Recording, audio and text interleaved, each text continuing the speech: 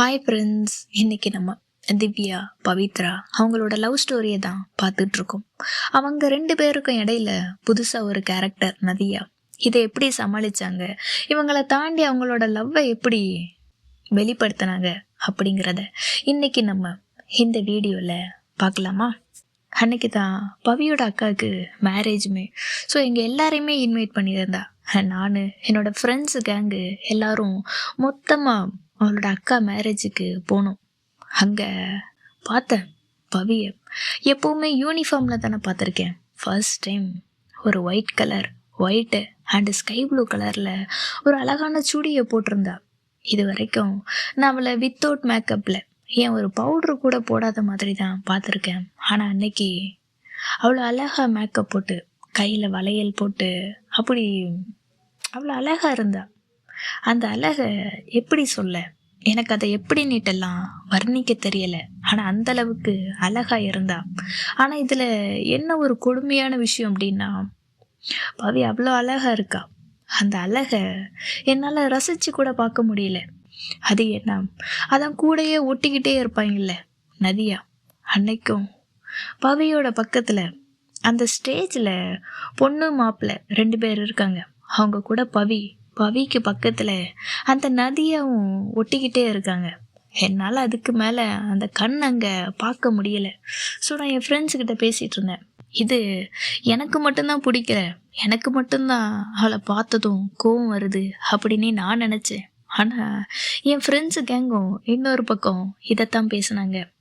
நம்ம இத்தனை வருஷமாக அவள் கூட இருக்கோம், ஆனால் நமக்கு அவள் பக்கத்தில் ஸ்டேஜில் போயிட்டு நிற்கணும், நம்ம அந்த இடத்துல இருந்திருக்கணும். ஆனால் பாரேன், இவ எங்கேருந்து வந்த 4 நாளையிலே இப்படி போயிட்டு ஒட்டிக்கிட்டு நிற்கலே. யாரா இது, எங்கேருந்துடா இவ நமக்குன்ட்டு வந்து சேர்ந்தா? உண்மையே சொல்லப்போனா அவள் அங்கே நிற்கிறது நமக்கே இந்த கடுப்பாக இருக்கே. இது எல்லாத்தையும் பார்த்துக்கிட்டு இருக்காளே திவ்யா, அவளுக்கு எப்படி இருக்கும்? அவளுக்கு இப்போ உள்ள அங்கே அந்த அளவுக்கு எரிஞ்சுக்கிட்டு இருக்கும் அப்படின்ட்டு அவங்க சொல்ல, நான் ஏற்கனவே எரிஞ்சுக்கிட்டு தான் இருக்கேன். அதில் இவங்க எண்ணெய் ஊற்றுற மாதிரி இவங்க ஒரு பக்கம் பேச, எனக்கு இன்னுமே அந்த கோபம் அப்படி அனல் விட்டு எரியுது. அந்த அளவுக்கு எனக்கு ஒரு பக்கம் ஃபயர் ஆச்சு. நான் சும்மா இருந்தாலும் இவங்க என்னை ஏற்றி விட்டே இன்னுமே கோவத்தை அதிகமாக்கி விட்டுடுறாங்க. இது ஒரு பக்கம் போயிட்டுருக்க. எங்களை பார்த்ததும் பவி உடனே கீழே இறங்கி வந்து என்னோட கையை பிடிச்சி கூப்பிட்டுட்டு போனான். எனக்கு தான் செம கோவமாச்சு. ஃப்ரெண்ட்ஸ் வேற இன்னொரு பக்கம் ஏற்றி விட்டுருக்காங்க. நான் உடனே கையை தட்டி விட்டுட்டு நான் வரல அப்படின்னு சொன்னேன். உடனே பவி, ஏன் திவி, என்னாச்சு உனக்கு? என் மேலே எதுவும் கோவமா என்ன? இல்லைன்னா வர்ற வழியில் எதுவும் பிரச்சனையா, ஏதாச்சும் நடந்துச்சா, எதுவும் ப்ராப்ளமான்னு சொல்லிட்டு கேட்டா. நான் சொன்னேன், வர்ற வழியிலலாம் எந்த ஒரு பிரச்சனையும் கிடையாது, ஆனால் பிரச்சனையோட மொத்த உருவமும் இங்கே தான் இருக்கு அப்படின்னு சொல்லவும் பவி புரிஞ்சுக்கிட்டா. ஓ, நீ நதியாவை சொல்றியா? நான் என்னப்பா பண்ணுறது, உங்கள் எல்லாருக்கும் முன்னாடியும் அவள் வந்துட்டா. ஸோ அதனால தான் அங்கே வந்து நிற்கிறா. நான் எதுவுமே பண்ணலை அப்படின்னு சொன்னா. அப்போ நான் சொன்னேன், எனக்கு தெரியும் பவி, நீ எதுவுமே பண்ண மாட்டேங்கிற அப்படிங்கிறது தான் இங்கே என்னோட பிரச்சனையாகவே இருக்குது அப்படின்ட்டு நான் கத்தி சொல்லவும் உடனே ஃப்ரெண்ட்ஸு, என்ன இங்கேயும் வந்து 2 பேரும் சண்டை போட ஆரம்பிச்சிட்டிங்களா? இது மேரேஜ் நல்லபடியாக நடக்கட்டும், கொஞ்சம் 2 பேருமே சண்டை போடாதீங்க, அமைதியாக இருங்க அப்படின்ட்டு ஃப்ரெண்ட்ஸு சொல்ல பவி சொன்னா, நான் சண்டை போடுறதுக்காகலாம் வரலப்பா. திவி இப்போ தான் வந்ததுமே நான் அவளை கூட்டு போகிறதுக்காகத்தான் வந்தேன். இவ தான் கோச்சுக்கிறா அப்படின்ட்டு சொன்னான். நான் நதியா கிட்ட வெறும் ஃப்ரெண்ட்லியாக தான் பேசுகிறேன், மற்ற எல்லாருக்கிட்டையும் தான் நான் பேசுகிறேன். ஆனால் உனக்கு ஏன் இவகிட்ட பேசினா மட்டும் பிடிக்க மாட்டேங்குது, ஏன் திவி அப்படின்னு சொல்லிட்டு என்கிட்ட கேட்டா. எனக்கு தெரியல, நான் என்ன சொல்கிறது, எனக்கு அது ஏன் இல்லைன்னு தெரியல. பட்டு எனக்கு அவளை பிடிக்கல. உனக்கு மட்டும் ஒரு விஷயம் பிடிக்கலன்னா அதை நீயும் பண்ண மாட்ட, என்னையும் பண்ண விட மாட்டல்ல. அதே மாதிரி தானே நானும், எனக்கு நீ இவகிட்ட பேசுறது பிடிக்கல, அவ்வளோதான். அன்னைக்கு அவள் என்னெல்லாம் பேசுனா, ஆக்சுவலி அன்னைக்கு நான் உன்கிட்ட தான் பேச வந்தேன். ஆனால் அவள் பதில் சொல்கிறா ஏதோ லவ் அப்படி இப்படின்னுட்டு அவள் சொல்கிறா. ஏன் அவள் அப்படி பேசணும்? ஏன் அவ உன்னை லவ் பண்றாளா என்னன்னு சொல்லிட்டு நான் அப்படி பவிக்கிட்ட கேட்டேன். உடனே பவிக்கு தான் ஒரு பாயிண்ட் கிடைச்சிட்டேன்னா உடனே டீஸ் பண்றதுக்கு ரெடியா வந்துருவாள்ல. உடனே ஏன்கிட்ட சொன்னா, ஒருவேளை இருக்குமோ திவி, நீ வேணா எனக்கு ஒரு ஹெல்ப் பண்றியா? நான் கேட்டா அவ என்கிட்ட சொல்ல மாட்டா, நீ அவகிட்ட கேட்டு பாரு, அவன் மேல லவ் இருக்கா இல்லையான்னு சொல்லிட்டு நீ கேட்டு பாருன்னு சொல்லிட்டு என்னை இன்னுமே கோவப்படுத்தினான். என்னை டீஸ் பண்ணி பார்த்தா. எனக்கு சரியான கோவம். ஏன் அதை நான் பண்ணணும்? உனக்கு வேற ஃப்ரெண்ட்ஸ் இல்லையா என்ன? ஏன் பிரியா, நீ போய் கேளேன். மேடம்க்கு லவ் பண்ணுற ஆசை வந்துச்சாம், லவ் பண்ணுற மூடில் இருக்காங்களாம். ஸோ நீயே போயிட்டு கேளேன் அப்படின்னு சொல்லிட்டு நான் பிரியா கிட்ட சொன்னேன். ஆனால் இந்த பிரியா அந்த கொஸ்டினையும் அப்படி ஏன் பக்கம் திருப்பி விட்டா. ஏன் திவ்யா, நீ இந்த அளவுக்கு பொசசிவாக இருக்கியே, ஒருவேளை நீ பவியை லவ் பண்ணுறியா என்ன அப்படின்னு சொல்லிட்டு அவ கேட்கவும் பவி சொன்னா, அப்படியா இருக்குமா அப்படி? ஏன் திவி, உனக்கு என்ன பிடிச்சிருக்கா என்ன? நீ என்ன லவ் பண்ணுறியா அப்படின்னு சொல்லிட்டு பவி என்கிட்ட கேட்டா. எனக்கு அந்த இடத்துல சத்தம் போட்டு கத்தி, ஆமாடி எனக்கு உன்னை பிடிச்சிருக்கு, நான் உன்னை லவ் பண்ணுறேன் அப்படின்ட்டு சொல்லணும்னு தோணுச்சு. ஆனாலும் நான் சொல்லலை. சொன்னேன், எது உன்னையா? மேடம்க்கு அப்படி ஒரு நினப்பு வேற இருக்கோ? நீ அந்த அளவுக்கெல்லாம் ஒருத்தெல்லாம் இல்லை, அவ்வளோ அழகெல்லாம் இல்லை, எனக்கு வேற ஆள் இல்லை பாரு அப்படின்னு சொல்லிட்டு நான் அங்கேருந்து கிளம்புனேன்.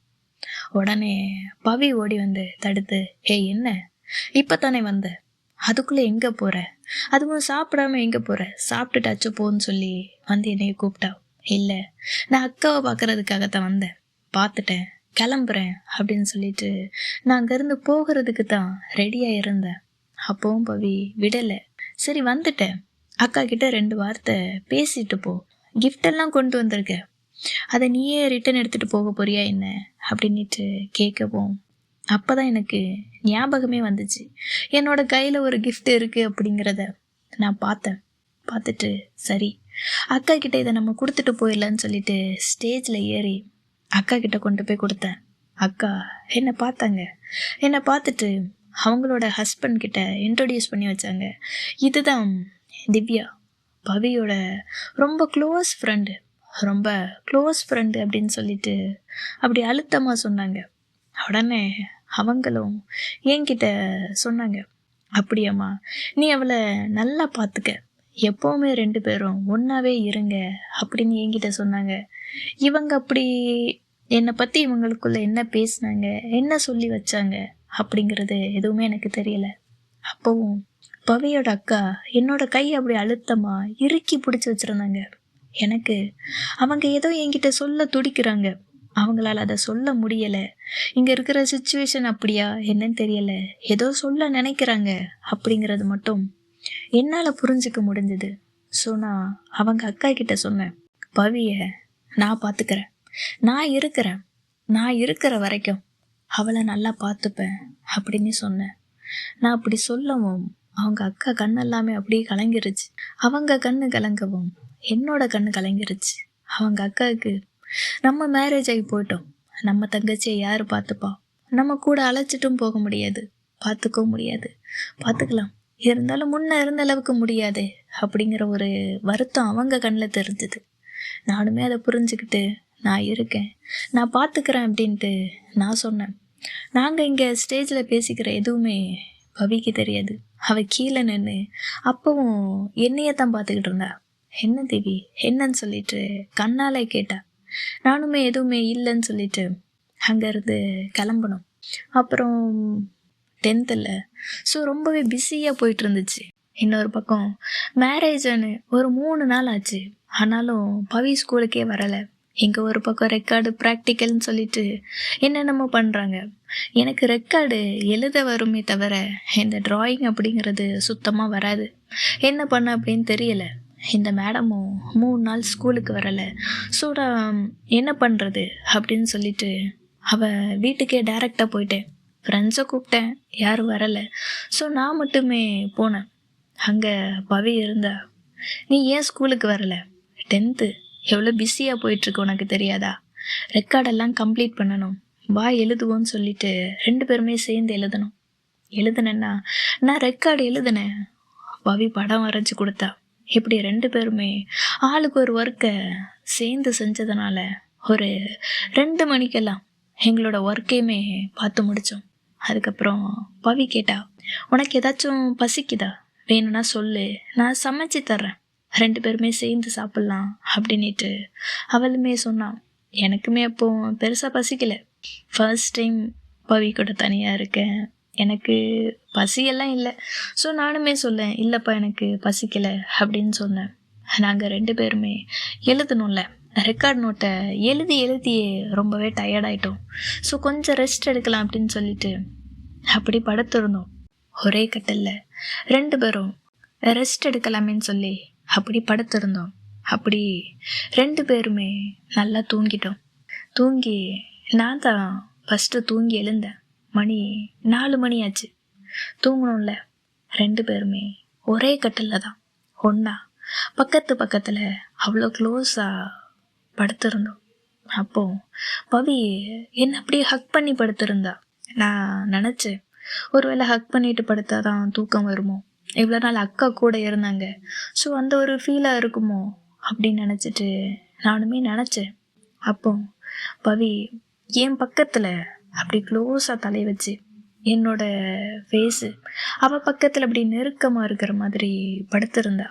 அப்போ அவளோட ஹார்ட் பீட்டு, அந்த சவுண்டு அவ்வளோ அதிகமாக கேட்டுச்சு. அவளோட மூச்சு காற்று அது என் மேலே பட்டுச்சு.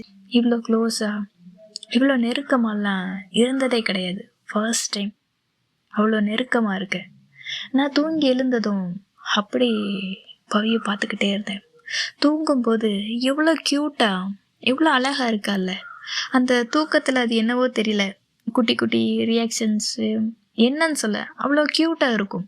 தூங்கும்போது அந்த ஃபேஸு, அந்த ஒன்றுமே தெரியாத எதுவுமே தெரியாத அந்த அப்பாவி மூஞ்சி மாதிரி, அந்த குழந்தை தூங்கும்போது எப்படி இருக்கும் அந்த மாதிரி அந்த ஃபேஸ் அப்படி வச்சுக்கிட்டு அப்படி தூங்கிட்டே இருந்தா. நான் அப்படி அவளை பார்த்து ரசிச்சுக்கிட்டே இருந்தேன். அப்போ திடீர்னு பவி முழிச்சுக்கிட்டா. அவன் முழிக்கவும் நான் அப்படியே கண்ணை மூடிக்கிட்டு தூங்குற மாதிரி நான் நடிச்சிட்டு இருந்தேன். பவி என்ன நினச்சா, நான் இன்னுமே தூங்கிட்டு தான் இருக்கேன் அப்படின்ட்டு அவன் நினச்சா. அப்போ அவள் என்ன அப்படியே பார்த்துக்கிட்டே இருந்தா. நான் பவி தூங்கும்போது எப்படி பார்த்தனோ அதே மாதிரி அவள் என்ன பார்த்துட்டு இருந்தா. அது எனக்குமே தெரிஞ்சுது. அப்போ சடனாக என்ன நினச்சாலும் தெரியல, என்னோட பக்கத்தில் வந்து என்னோட நெத்தியில் அவ்வளோ அழகா மெதுவாக பொறுமையாக அப்படி ஒரு கிஸ்ஸு என் நெத்தியில் கிஸ் பண்ணான். என்னால் அதை நம்பவே முடியலை. அந்த ஒரு கிஸ்ஸு அப்படி பண்ணது எனக்கு அது அவ்வளோ பிடிச்சிருந்துச்சு. உடப்ப அப்படி சிலிர்த்து போன மாதிரி அந்தளவுக்கு இருந்துச்சு. அவள் அப்படி அந்த கிஸ் பண்ணவும் எனக்கு அப்போ அந்த செகண்ட் அப்படி துள்ளி குதிச்சு கத்தணும், என்னோட எக்ஸ்பிரஷன் ரியாக்ஷன் அப்படி வெளிப்படுத்தணும் அப்படிங்கிற மாதிரி இருந்துச்சு. ஆனால் என்ன பண்ண, தூங்கிட்டு இருக்கோம், அந்த மாதிரி நடிக்கணும்ல. ஸோ கண்ட்ரோல் பண்ணிவிட்டு அவ்வளோ அமைதியாக படுத்திருந்தேன். எனக்கு அந்த ஒரு கிஸ்ஸு அவ்வளோ பிடிச்சிருந்துச்சு. அதுக்கப்புறம் பவியுமே எழுந்துக்கிட்டேன். அவள் எழுந்ததும் நானுமே எழுந்தேன். உடனே சொன்னா, ஏன் இவ்வளோ சீக்கிரம் எழுந்துக்கிட்ட, இன்னும் கொஞ்ச நேரம் தூங்கி இருக்கலாமே அப்படின்னு கேட்டா. என்ன இங்கே இருக்கவா, அங்கே அம்மா வெயிட் பண்ணிட்டு இருப்பாங்க, நான் போகணுமே அப்படின்னு சொல்லவும், பவி உன்னை என் கூட வச்சுக்கணுன்னா ஏதாச்சும் உரிமை வேணும்ல, உரிமை இருந்தால் தான் இங்கே இருக்க முடியும்ல, சரி ஓகே நீ கிளம்பு அப்படின்னு சொன்னான். அப்போது உனக்கு பசிக்குதுன்னா சொல்லு, சாப்பிட்டுட்டு போகலாம், இல்லைன்னா ஒரு டீ குடிச்சிட்டு போறியா, நான் உனக்காக டீ போட்டு தரவா அப்படின்னு கேட்டா. எனக்கு பவி போடுற டீ அவ்வளோ பிடிக்கும். அவள் அளவுக்கெல்லாம் யாராலையும் டீலாம் போட முடியாது, அது அவ்வளோ டேஸ்ட்டாக இருக்கும். ஸோ நானுமே ஓகே டீ குடிச்சிட்டே போகிறேன்னு சொல்லிட்டு வெயிட் பண்ணேன். பவியும் டீ போட்டு வந்து கொடுத்தா. நானுமே குடித்தேன். குடிச்சிட்டு சொன்னான், நானே உன்னை வீட்டில் வந்து ட்ராப் பண்ணிட்டு போகவா அப்படின்னு கேட்டா. நான் சொன்னேன், மேடம் என்ன புல்லட்டை வச்சுருக்கிறீங்க, என்னை வீட்டில் வந்து விட்டுட்டு போகிறதுக்கு, நடந்து தான் போக போகிறோம், என்னை வீட்டில் கொண்டு வந்து விட்டுட்டு நீ மறுபடியும் ரிட்டன் நடந்து வரணுமா, அதெல்லாம் வேணாம், நானே போய்க்கிறேன் அப்படின்னு சொல்லிட்டு 2 பேருமே அப்படி அவளும் அப்படி வாசல் வரைக்கும் நடந்து வந்தா. அங்கேருந்து கிளம்புறேன். அப்படி வர்ற வழி எல்லாத்துக்கும் அப்படியே அந்த கிஸ்ஸு அதையே தான் நினச்சிக்கிட்டே வந்தேன். என்னோட ஃபேஸில் அப்படி ஒரு சிரிப்பு, என்னால் அதை கண்ட்ரோலில் பண்ண முடியலை. அப்படி பல்ல காட்டிக்கிட்டே வந்துக்கிட்டே இருந்தேன். என் எதிரில் வர்றவங்கெல்லாம் கண்டிப்பாக நினச்சிருப்பாங்க, இந்த பொண்ணு என்ன சிரிச்சுக்கிட்டே போகுது, என்னாச்சு அப்படின்னு சொல்லிட்டு கண்டிப்பாக நினச்சிருப்பாங்க. ஏன்னா அந்த என் ஃபேஸ் அந்தளவுக்கு ஒரு சிரிப்போட, அவ்வளோ ஹாப்பி, அவ்வளோ மகிழ்ச்சியோட அவ்வளோ இருந்துச்சு. பவிக்கும் ஏதோ ஒரு விதத்தில் என்னை பிடிச்சிருக்கு. எனக்கு தெரிஞ்சது இது ஃப்ரெண்ட்ஷிப் மட்டும் கிடையாது, அவளுக்குமே என்னை பிடிச்சிருக்கு, ஃப்ரெண்ட்ஷிப்பையும் தாண்டி என்னை பிடிச்சிருக்கு அப்படின்ட்டு என்னாலையுமே ஃபீல் பண்ண முடிஞ்சுது. ஸோ அந்த ஹாப்பியோட அப்படியே வீட்டுக்கு வந்தேன். வீட்டுக்கு வந்ததும் சாப்பிடல, மறுபடி தூங்குறதுக்காக படுத்தாச்சு. நான் எவ்வளோ தூங்குறதுக்கு ட்ரை பண்ணுறேன், உருண்டு பறந்து படுக்கிற எனக்கு தூக்கங்கிறதே சுத்தமாக வரல. அந்த நடந்த விஷயம், அந்த கிஸ் பண்ணது, அந்த ஒரு கிஸ் தான் பண்ணியிருப்பான், அதுவும் ஃபஸ்ட்டு கிஸ்ஸு. அது எனக்கு அவ்வளோ ஸ்பெஷலாக இருந்துச்சு, அவ்வளோ டிஃப்ரெண்ட்டாக இருந்துச்சு. எனக்குள்ளே ஏதோ பண்ணுச்சு. அப்படி நான் அதையே நினச்சி பார்த்து படுத்துக்கிட்டு அப்பவும் சிரிச்சுக்கிட்டே இருந்தேன். அடுத்த நாள் ப்ராக்டிக்கல் இருக்குது, ஸ்கூலுக்கு போகணும், ஒர்க் இருக்குது, தூங்கியே ஆகணும்.